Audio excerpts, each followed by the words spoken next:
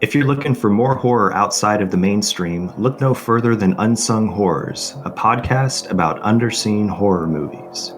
I'm Lance. And I'm Erica.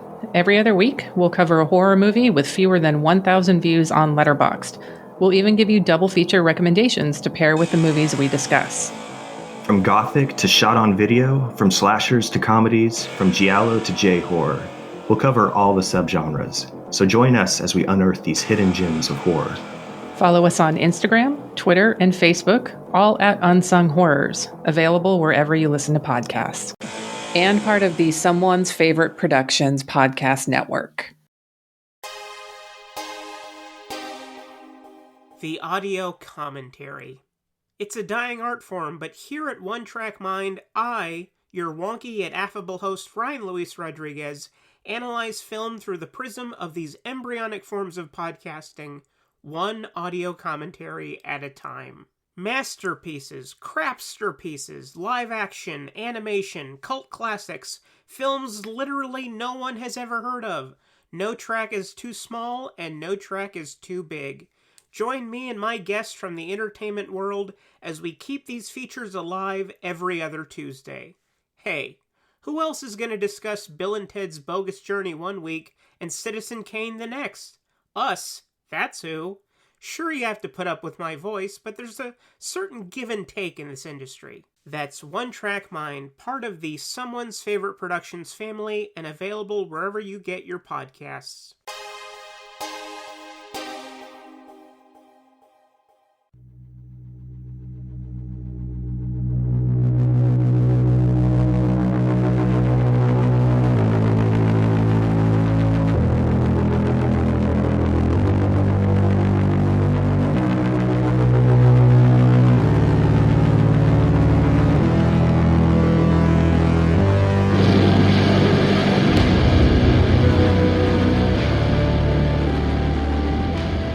And welcome to the Culture Cast. I'm Chris Stachiw, and I am joined by the man who put the Ike height in Mike White March, Mr. Mike White. Did the microphone just cut out? No, I actually did Ike height in Mike White. Oh, okay. The microphone cut out. What? What? No, it did not. Chris, it's good to be here. It is, it's good to be here on planet Earth. It's good to be here talking about a movie where Dennis Hopper gets raped by a bunch of men. Boy, whew. Branded and raped. Branded and raped. The Mad Dog Morgan story. So on this episode of the Culture Cast, we're going to be talking about the second to last film in Mike White March, a film that it's pretty Australian. A lot more. I would say it actually goes even farther in the Australia genre than the last two films, because this is a film set in the Australian outback. We've been talking about Philippe Mora's Mad Dog Morgan. Phillips. Hey, Philippe Mora.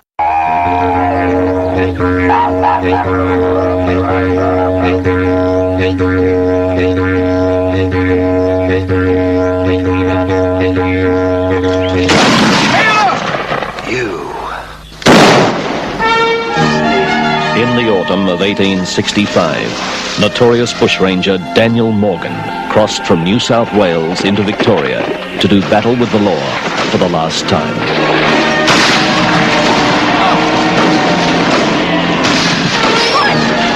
What happened has been a secret for over 100 years. Now the fascinating truth can be told. Stand! Or he'll blow your bloody head off, and I'll knock out all your teeth. I want the cry of my hounds in his ears. I want his spleen on my desk by sundown.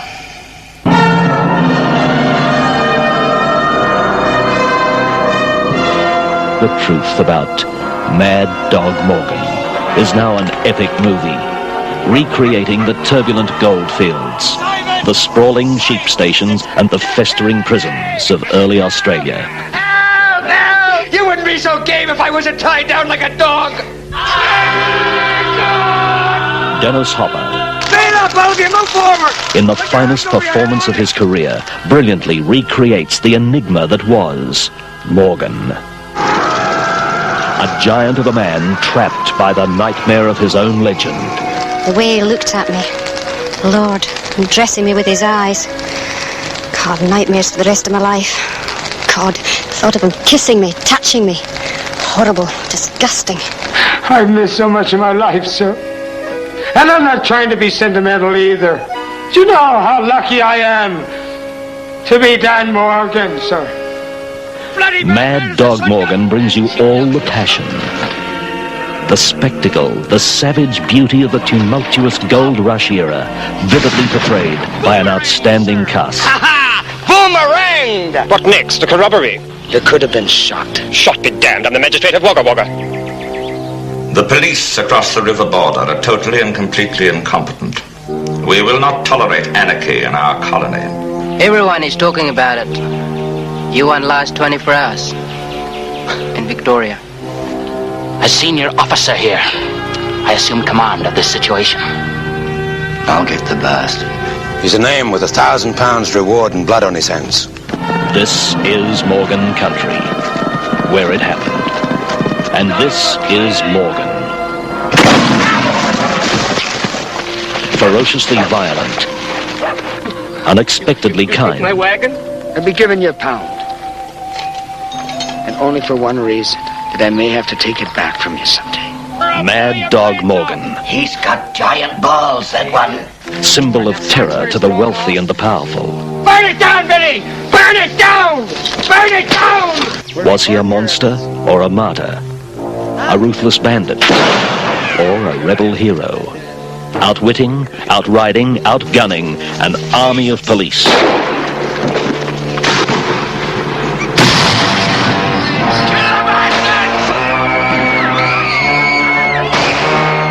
Here at last is the truth about Mad Dog Morgan, the outlaw's outlaw.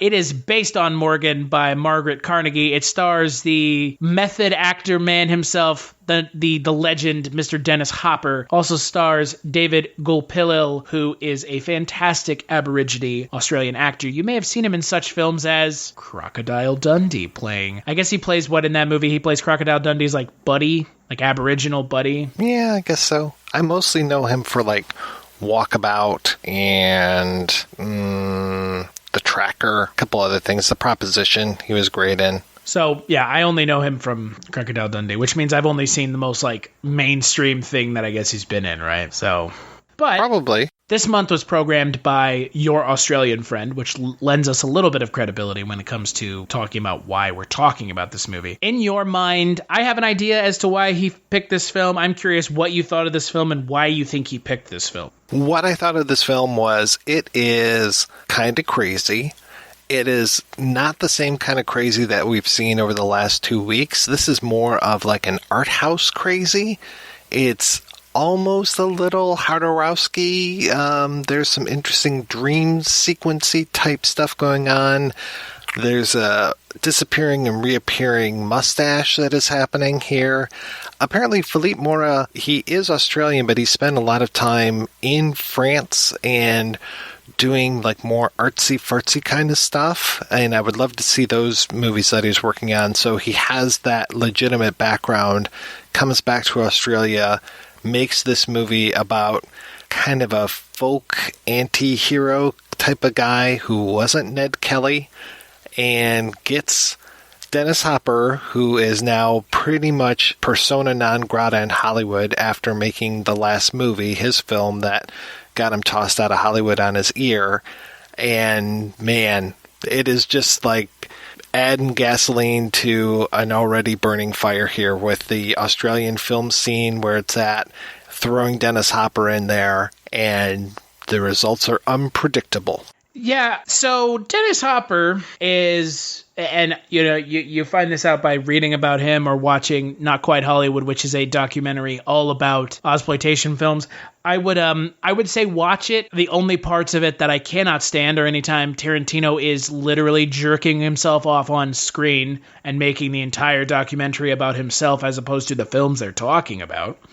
But other than Quentin Tarantino's obnoxious asides, the Not Quite Hollywood documentary goes into Mad Dog Morgan a lot. And it talks about Dennis Hopper, who sounded like a fucking pain in the ass to work with, more than a pain in the ass. Yeah. Like a total sociopath, which is fine because that comes through on screen. Yeah, they use that unhinged person. Real unhinged. Yeah. Yeah. And, like, he did not get a lot of admiration from his Australian co-actors in this, apparently. They didn't even like that he was using this weird Irish accent, which kind of makes sense because at this point in history, everybody is coming to Australia and there really isn't an Australian accent established yet, but his Irish accent is really grating. Yeah. His accent in this movie is distracting, and I appreciate that he took a position and went with it, if that makes sense. But just because you made a decision doesn't mean you made the right one. You made a decision, not necessarily the right one. This movie reminded me a lot of Sam Fuller's Run of the Arrow, and I think that's because of the Irish accent, because Rod Steiger has an Irish accent in that, though he is a Southerner, so he's kind of got two accents competing with each other, which is fantastic. He leaves the South because he's disillusioned, goes out, ends up living with the Indians, so there's kind of that displaced white guy kind of a thing going on. Even though he doesn't necessarily live with the Aborigines, he does have, David Gopalil as his, as Billy, his kind of spirit guide, and teaching him how to live in the wilds and being, in the outback rather than being back with the rest of civilization who wants to kill him. Yeah. And, that, like you said, that this formula is not played out, but I mean, nowadays it kind of is. White guy in the wilderness, African American, Aborigine, any sort of ethnicity who is the person who is of the land helping them out is very much a trope that you can see in like a lot of cinema. I think this movie does it well. It does it in a way that, like you mentioned, it's almost Jodorowsky-esque. It's very not ethereal, but it's a little heady, which is kind of interesting because that was not what I was expecting when I sat down to watch this movie. I was not expecting this kind of heady ideas being brought to the table about Mad Dog Morgan and who he was. Yeah, that was very unexpected because especially You won't see the engineer that slams the Nissan Rogue's door 13,920 times. Or the corrosive chamber that simulates 15 years of life in 5 months. Or the Rogue heat-baked for over 300 combined hours. What you will see is a vehicle that can take punch after punch and keep rolling. Nissan, #1 in new vehicle quality among mainstream brands by J.D. Power. We put it through the worst, so you get its best. For J.D. Power 2025 U.S. Initial Quality Study Award information, visit jdpower.com/awards. Awards based on 2025 model year. Newer models may be shown. Hey, this is Jason Kleberg from the Force 5 podcast, a show that forces a guest to come up with a movie-themed top 5 list topic, and then we reveal our picks on air. Top 5 heist films, top 5 tearjerkers, top 5 movie dogs. Every show you'll be asking yourself, what would be on my list? Guests include directors, screenwriters, actors, podcasters, musicians, authors, and even a professional wrestler. Subscribe to the Force 5 podcast, and you won't just be a listener, you'll be a list nerd. The Force 5 podcast, available wherever you're listening now. You used to see this on VHS, the cover for it, and it just looked ridiculous. Just the picture of Dennis Hopper with the big fake beard. He looked like he was some sort of outcast from like a Hatfields versus McCoy kind of a, cartoon almost. And he makes it work, and everything kind of comes together in this, surprisingly, almost despite itself. Man, that beard is real bad. That beard is hilarious. It would be like you or I going down to the local Spirit Halloween store and buying one of those prospector beards and spirit gluing it to our face. It looks real bad. Go back to Party City. Yeah, it's comically bad. When I mean comically bad, children's, we can't say children's play anymore because apparently a high school put on a recreation of fucking Alien and killed it. So I guess I can't rag on a high school drama presentation of the 12 Commandments with someone with a giant beard pretending to be Moses. But that's what it feels like with this movie. I expected to see the rubber band behind the back of the head. Exactly. It's like in the Little Rascals when they have the beards and they go to the bank. It's that bad. It's astounding. And you pull it down oh my God, it is distracting in a way that I was not expecting. I really like what they do, too, with the introduction of the Detective Manwaring character at the beginning, played by Jack Thompson, and the way that he speaks to the camera. So it also adds this level of documentary feel to it. It reminds me kind of like Peter Watkins and the, what was it, Culloden or whatever that he was doing, where he will do these kind of faux documentaries where cameras weren't necessarily already there, but he's introducing cameras to it. So having him on screen, having Manwaring on screen speaking to us, and I think he's using some of the language right out of Margaret Carnegie's book, and talking to us about this stuff, and having him come back a few times, I was like, oh, this is very effective. And that's, again, like, that's the thing about this movie that I appreciated, is it wasn't just a straightforward, not like biopic, because it kind of is a biopic, but it's like, I appreciated that it really does do different things with different styles of like cinema and like narration, and it's really weird, right? Yeah. Well, yeah, that incredible like dream sequence thing that's going on, where we've seen it. Actually, it's in like every documentary about this movie, where Grant Page set himself on fire and jumps off of this the cliff into the water, but he had to do it twice, and the one time where he almost caught Dennis Hopper on fire was like, oh my god, right? Like, holy shit. Like, let's light our main actor on fire. Though, to be fair, I'm not sure Dennis Hopper needed much to be lit on fire during this filming of this film, because it sounds like his blood alcohol content was, I mean, at one point his blood alcohol content was so high he should have been dead. Like, I'm not kidding, right? Like, that's real. He got reported in his blood alcohol reading he should have been dead. Clinically should have died from how much he was drinking. Yeah. Yeah, what was it? Like, and then I found the rum was like the end of one of the stories. Yeah, he like found some like overproof rum and drank. He like poured a bottle on Mad Dog Morgan's grave and then drank another bottle himself. Yeah. What the fuck are you doing, Dennis Hopper? Man, the 70s were a wild time, weren't they? I sent a used condom to my cast members. I was drinking myself to death and almost got lit on fire. Yeah, you know what, Jared Leto? I think I'm a little bit more impressed by Dennis Hopper's method acting than yours.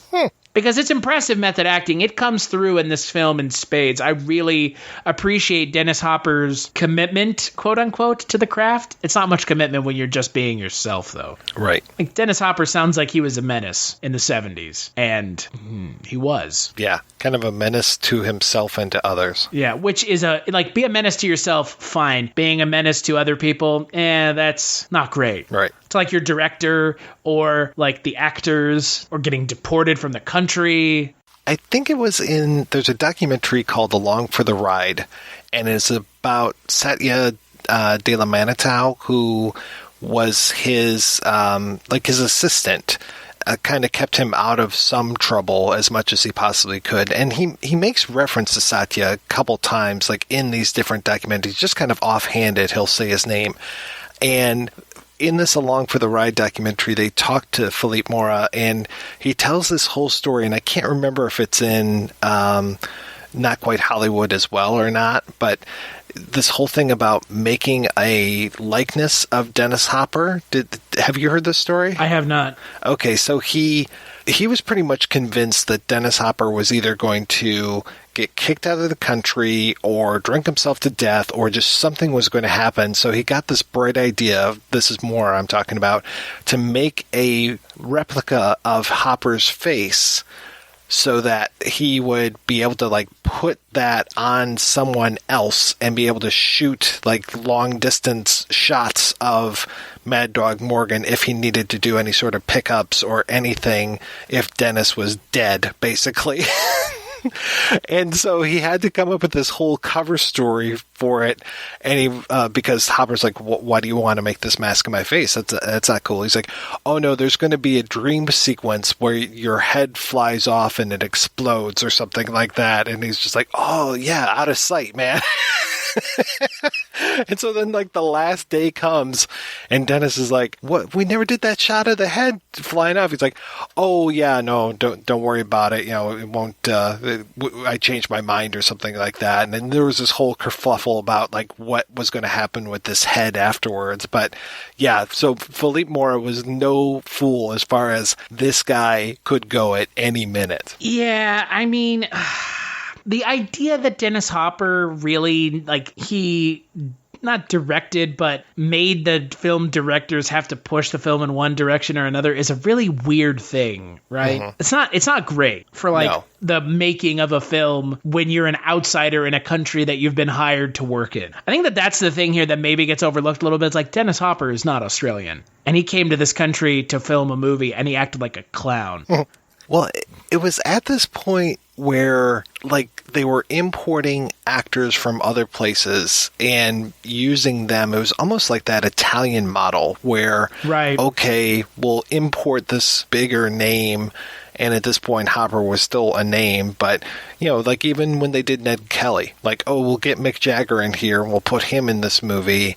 And, other times, Wake and Fright, we'll have Donald Pleasence in here. But Pleasence, he was more of just a solid actor. He wasn't necessarily a box office draw. But yeah, it was kind of a weird thing. I guess even with Jimmy Wang Yu last week, talking about Man from Hong Kong, here we'll bring this guy in and put him in this movie. But yeah, this was kind of a strange thing because the rest of this cast, we are seeing all of those familiar faces that we've talked about in the last few weeks, like Roger Ward and Hughes Keys Byrne and all of these guys. Grant Page, I mentioned, he's been doing stunts in a lot of these movies. He's the guy that, Jimmy Wang Yu chased down last week in The Man from Hong Kong in that overly long foot chase where he got kicked off of a motorcycle.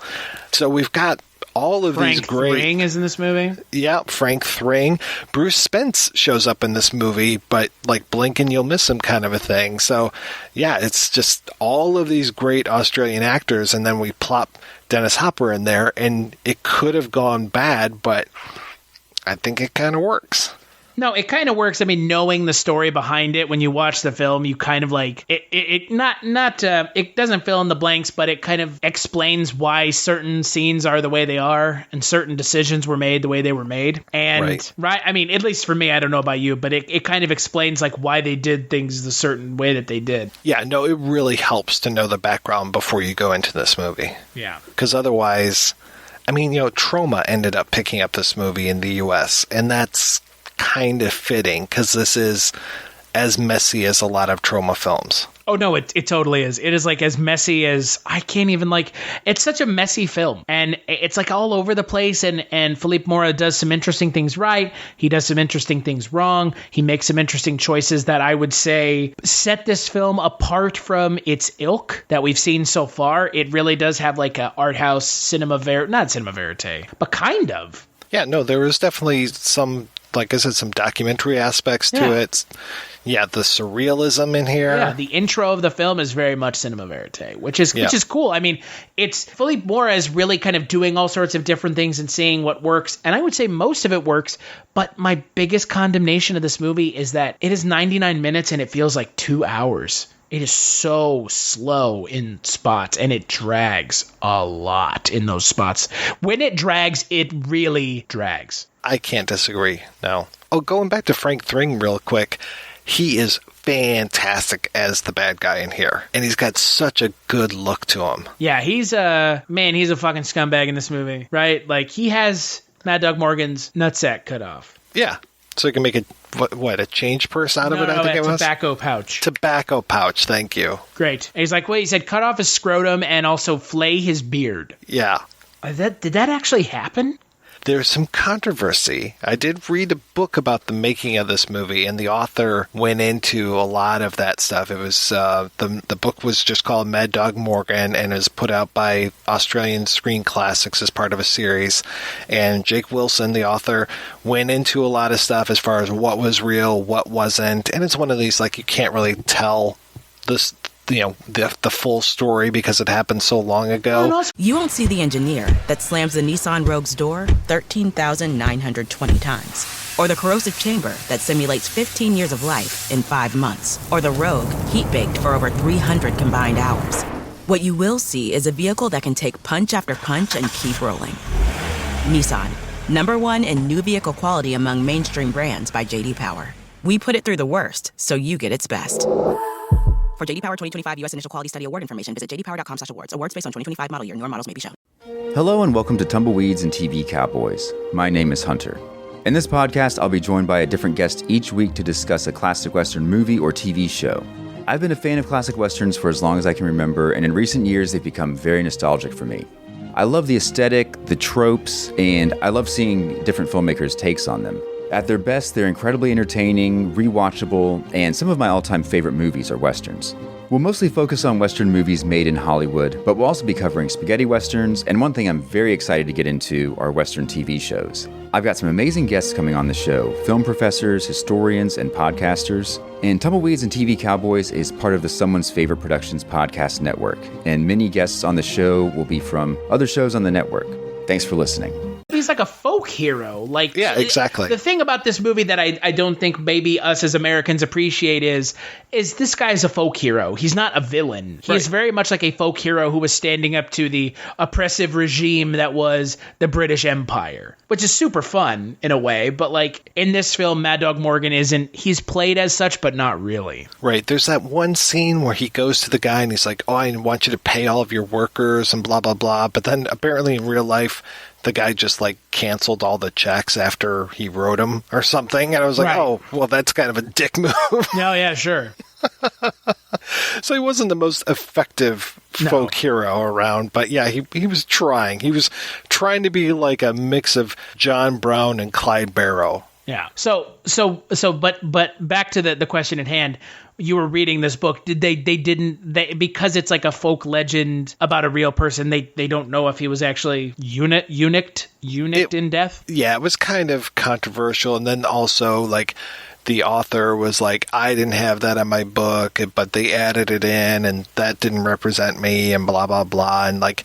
There was a lot of like, don't besmirch the good name of this historian who wrote this book and make this movie into this exploitation thing. So, yeah, it was pretty nebulous as far as what was the real story. Well, and I can kind of understand that, can't you? It's like you're really sensationalizing this to a point that it seems almost just to show how dastardly the villains are. Oh, yeah. I mean, it's that whole Liberty Valance thing. You know, when legend becomes truth, print the legend or whatever that is. Yeah. So, yeah, no, exactly. And I think when I walked away from the end of this film, when you have Frank Thring, who doesn't get his quote unquote comeuppance, you're like, why was this here? It just feels unnecessary. It feels sadistic in nature for no reason other than to be sadistic. Yeah, I think it might be a little one last swipe at the oppressors kind of a thing. Right. Just like see how bad they were to us. They were so bad that their own people were divided on whether or not they should be doing this to begin with. Exactly. But I think overall, if we're talking about like the performances in the film itself, outside of the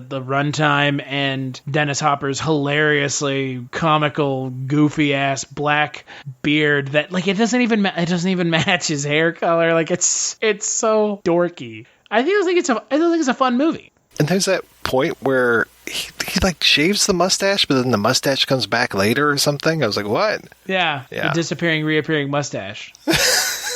Good for him. Yeah. Well, it's a choice, all right, isn't it? Yeah. Oh, yeah, definitely. Quite a choice. Yeah, I did enjoy this movie. I'm not sure I enjoyed it as much as The Man from Hong Kong, though. No, I don't think so. I mean, because our villain doesn't, chew the scenery as well as George Lazenby does. Well, and like one of the side villains dies like 2 seconds into the movie. It feels like, right? Like the prison warden just gets murdered, and you're like, wait, that's it? Like I thought that there was going to be like an actual villain. Well, and as a Hugh Keys-Byrne fan, I was just like, where is he? Where is he? Where is he? And then he shows up for like one scene. I was like, oh, that was it. Okay. Yeah, in that Almost Hollywood documentary, they talk about these American actors coming to Australia, and I think this movie probably would have benefited from having an Australian actor playing Mad Dog Morgan.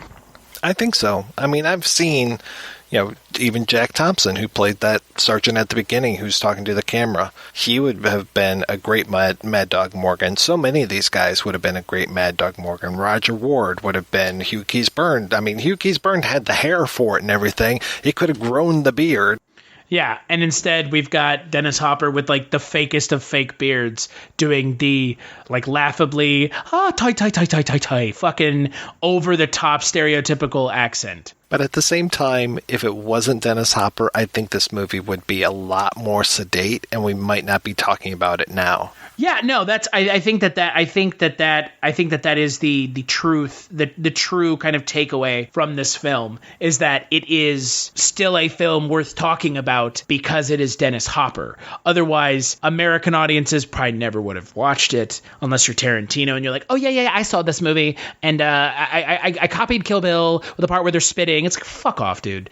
Like we know that you are not the kind of person who goes and watch fucking Star Wars and appreciates it. You're the guy who watches Ozploitation films and then rips it off because most people have never seen it. So I'm not sure that this movie would have played in the States without Dennis Hopper. Speaking of Star Wars, did you know there's a Star Wars connection here? Actually, there's 2 Star Wars connections that I can think of right off the bat. I did not, but it have nothing to do with Dennis Hopper, I'm assuming. No, unfortunately. That would have been pretty cool if he had played Jango Fett. Yeah, it would have been the coolest. Or Count Dooku. Count Dooku, I think, would have been better. But anyway.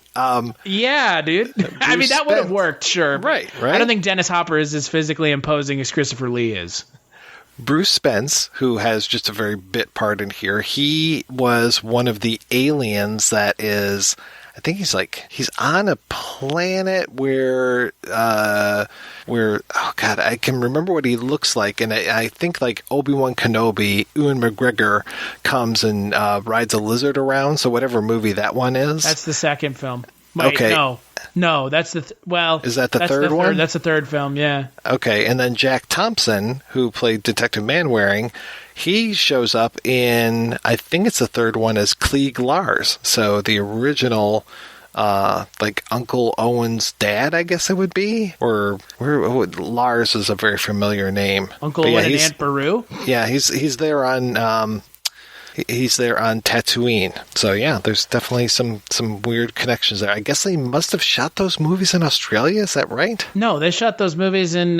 wait, we talking about the original? No. I'm talking about those abominations. Oh, right. Hey, you know what? Again, I don't think those movies are good, but I will say the same thing about them that I have said before. At least George Lucas made the movies he wanted to make, and he didn't really take no for an answer. Literally didn't take no for an answer. And Rick McCallum never said no to begin with. So at least he made the movies he wanted. But that's kind of weird that there's like a Star Wars connection to this film, of all films. Yeah. Okay, he is the father of Owen Lars, Klieg Lars. Okay, so yeah, Owen Lars, that's where the Lars name comes from. An interesting connection to the country of Australia. Joel Edgerton... Is it Joel Edgerton? Joel Edgerton plays young Owen Lars in Star Wars Episode 3. Ooh. Oof, look at that one. That's like a Connect 4 right there. Bing, bing, bing. Got all 4 of them right there.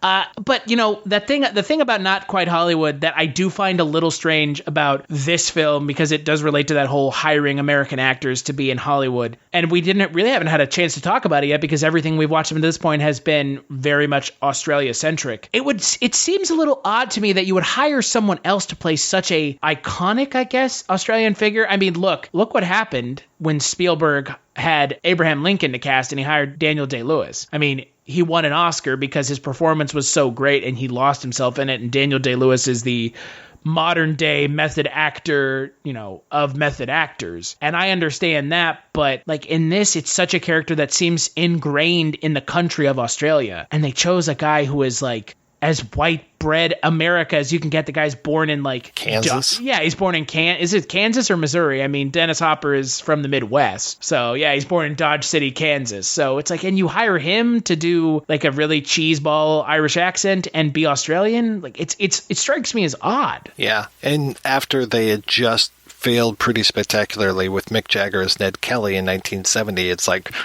there was a bad precedent that was already set, because I think Kelly comes after Mad Dog Morgan, but he's kind of cut from the same cloth.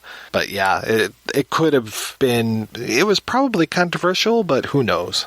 Well, and again, I mean, the whole having American actors playing Australian parts really pissed off a lot of people in the Australian film industry, which I completely understand. They're very protective of they were protective of their fledgling cinema industry, and I understand why. Oh, yeah. Yeah, I know they seem to have a lot of gripes about, like, Stacy Keach and Jamie Lee Curtis in Road Games, but at the same time, that movie is fucking amazing. I've never seen it, but watching that Not Quite Hollywood documentary made me want to.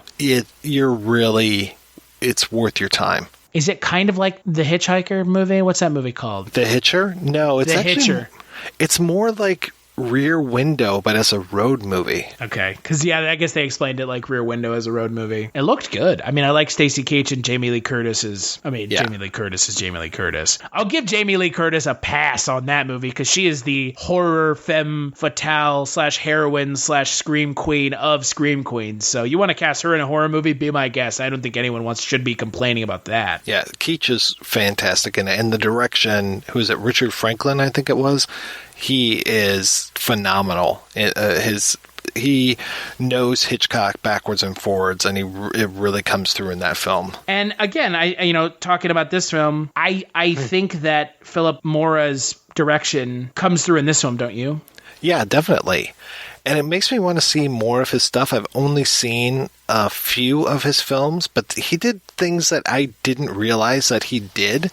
He did The Return of Captain Invincible, which is one that I've been wanting to see for a long time. We should do a podcast on that because it sounds batshit insane. It sounds absolutely crazy, yeah. Alan Arkin as a superhero. And you know what? I guarantee you someone's mind just got blown because they didn't even know about it. You know what? You'd be in the same boat as me because until I watched Not Quite Hollywood, I didn't know that was a thing either. I want to say it's a musical, but I could be wrong. Oh my God.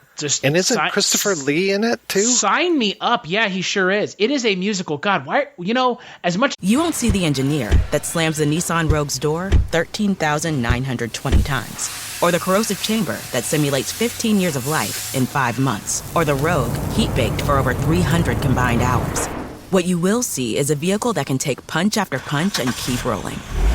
Nissan, #1 in new vehicle quality among mainstream brands by J.D. Power. We put it through the worst, so you get its best. For J.D. Power 2025 U.S. Initial Quality Study Award information, visit jdpower.com/awards. Awards based on 2025 model year. Newer models may be shown.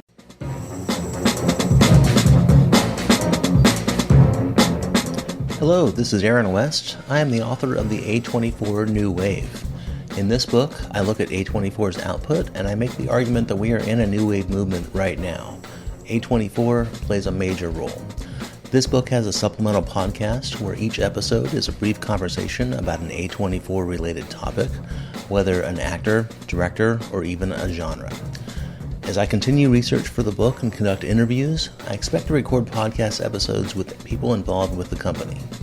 You can find the podcast at cinejourneys.com or wherever you find podcasts, and we are proud to be members of the Someone's Favorite Productions podcast network.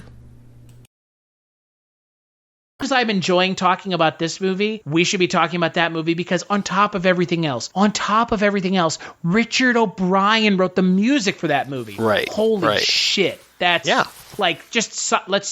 we should be talking about it right now. And then Philippe Mora also did The Beast Within, which I've seen the cover art for I don't know how many times. He did a documentary called Swastika, which is available in full on YouTube, which I might happen to have downloaded just recently because I want to see it. Howling 2, Your Sister is a Werewolf, and Howling 3, The Marsupials. Fucking crazy. Also directed Communion. Yeah, that one really took me by surprise. I haven't seen that movie yet, but now I really want to see it. And everyone's favorite Pterodactyl Woman from Beverly Hills, which doesn't sound like a movie I think anyone has any interest in seeing. But it has Beverly D'Angelo in it, so... And he's still working like crazy. Yeah. But again, like, for me, the thing that I walk away from, Mad Dog Morgan with in regards to Philippe Mora's direction is he takes it in unexpected directions that I would not have expected from a film that is what this film is. He actually directed one called Snide and Prejudice, which I saw a few years ago. I can't remember who recommended it to me, but oh my goodness, this movie is absolutely nuts. It's like this whole thing that takes place. I might have watched it when I was doing research for the 9th configuration, because it all takes place at a mental institution. And Renee Auberjonois is a psychiatrist, and I can't remember who plays the guy who thinks he's Hitler. Oh, Angus McFadden. And then it's just got all of these very familiar faces like Brian James, Mick Fleetwood, Richard Edson, all these guys in here. And yeah, that one is fucking crazy too. Man, I love Renee Auberjonois. Good Lord. Like, I listen to audiobooks all the time, and he is the narrator for my two favorite authors who write together, and he has become the voice of those audiobooks. Nice. And Rene, I know everybody knows him from Deep Space Nine. That's fine, but the thing that I always know about Rene Auberjonois is his audiobook work, which I know is a really weird thing to know him from, but the dude's voice is amazing. Oh, yeah. Yeah. Well, for me, I grew up watching Benson, and then he's in so many of the Robert Altman films. And he was Odo on Deep Space Nine. Yeah. That's always the one. That's the thing, right? That's the tombstone right there. Yeah. Rene Auberjonois, Odo from Deep Space Nine, has passed away. Yeah. I guess he was also on Boston Legal, which is a lot of fun. Right, So. but don't say that he passed away, because he's still around. Yeah, I know, I'm saying, but that's what CNN's byline would be. Right. Below R. Kelly finally in jail, getting horribly, passed around like a pack of cigarettes. So. Getting an M branded on his hand. You see how I brought it back? Exactly. Right back to this movie having no problem showing Dennis Hopper getting raped in the first half an hour. No. And, oh my God, this movie doesn't have a lot of special effects and a lot of effect work, but the effect of a man's head being blown up from behind is fucking, it's so well done. I laughed so hard at how hilariously over the top it was when the guy gets shot. Yeah, I was like, holy shit, this movie's going for it. I didn't know what to expect with this movie, and when you have a character's head just exploding into red blood goo, it's just great. I loved it. It's awesome. Yeah, it takes some weird left turns. It does. It really does. They showed Dennis Hopper getting raped. They showed a bunch of quote unquote Chinamen, as the film would say, smoking opium, and then one of the characters getting his head blown off. And it's just such a weird movie. It's a weird mix of things that is characteristically Australian cinema, and then you add in one of the finest American actors of the last century. It's this weird melange of things that it works in spite of itself, considering how Dennis Hopper was a menace on set. Yeah. I just want to let folks know, I don't know how the quality of this is on Amazon Prime, but it is available to stream on Amazon Prime right now. Apparently, as is Swastika and Howling 3: The Marsupials. So there's a lot of other Philippe Mora stuff out there that they can check out. I want to watch the Howling 3. I've never seen the first Howling to begin with, so... I did an episode on the whole Howling series. I would say stop at 3. And the second one is... I mean, the subtitle alone. Well, the second one was supposed to be a vampire movie, and then they changed it to werewolves at the end, and you can tell that it was supposed to be a vampire movie. It's really the werewolf thing just does not fit. But Howling 3 with the marsupials is fucking amazing. From the Not Quite Hollywood documentary, it looked like it. Right? Yeah. So what would you give this film out of 5? I'd give it 3 out of 5. Yeah, I would give it 3 as well. I mean, it's not a great movie, but it does enough interesting stuff to keep you engaged throughout. Mm-hmm. Which, if we're talking about a film like this, it wasn't just generic run-of-the-mill, which I do appreciate. Yeah, no, definitely not run-of-the-mill. I can't think of any mill that would have a run of this. Yeah, which I thought was a lot of fun. So, so let's take a break and we'll play a preview for the next Culture Cast.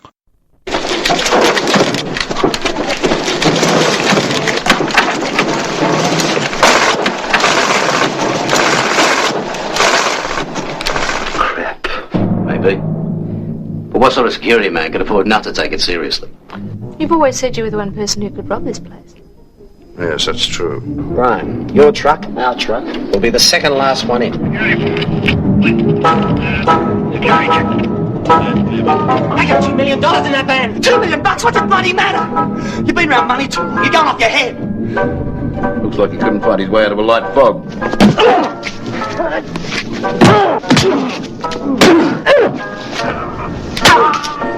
You've got a secret, haven't you? What is it? You cut me in for a modest percentage, and I'll let the whole plan go ahead and give you some backup. How about that, Eric? There's no safe in here. That's that old arm. Trust is the name of the game, Brian. Trust? If one of your mobs said good morning, I'd put on my pajamas and go to bed. That's how much I trust you. I take it we're unanimous in telling the management they can shove their chains. No!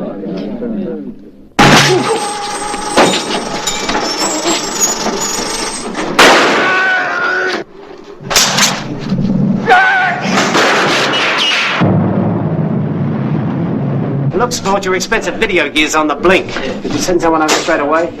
It's our big day. Look, I haven't got a secret. Well, maybe it's a secret of Darcy's. We have one dissenting voice. That's right. Listen, if we're chained to the money, it'll make it impossible for anyone to steal it. Do you think I look like Faye Dunaway? Girls at work reckon I do.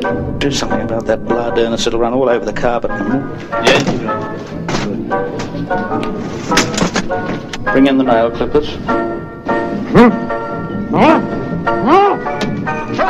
They say the counting house is impregnable, but someone has a plan to relieve it of $20 million. There's a plan to take it from him and one to stop him. The lucky ones only lose their toes.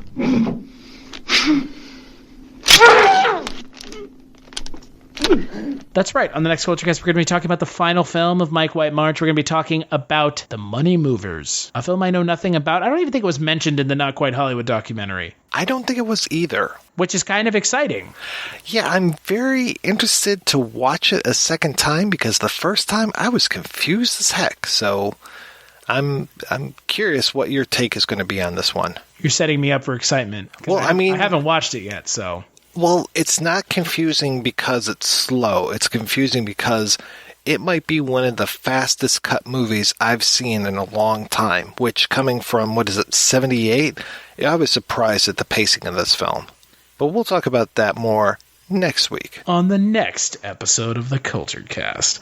Until then, where can people find your lovely voice, Mr. Mike White? You can always find me and my face for radio over at projectionboothpodcast.com. And also, I'm one of the 2 unlucky co-hosts of the Kolchak Tapes, which is available at the kolchaktapes.com. Almost about to be lucky because we're almost done with the 2006 version of the show. Whew. Boy, it's about time. Yeah, right? God damn, it's dragged and dragged and dragged some more, and it's finally about to be gone, and I could not be happier.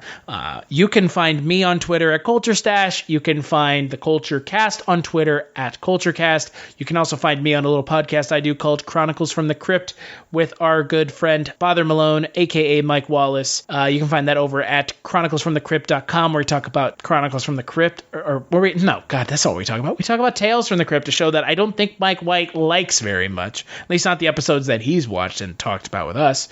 And Mike White and I and Mike Wallace all talk about Twilight Zone 85 together on a little podcast called Dreams for Sale. You can find that one at twilightzone85.com. Big thanks to you, Mike, as always, for sitting down and talking with me about this interesting Australian take on a biopic. Well, thank you for having me on, as always. And we'll catch you on the next Culture Cast.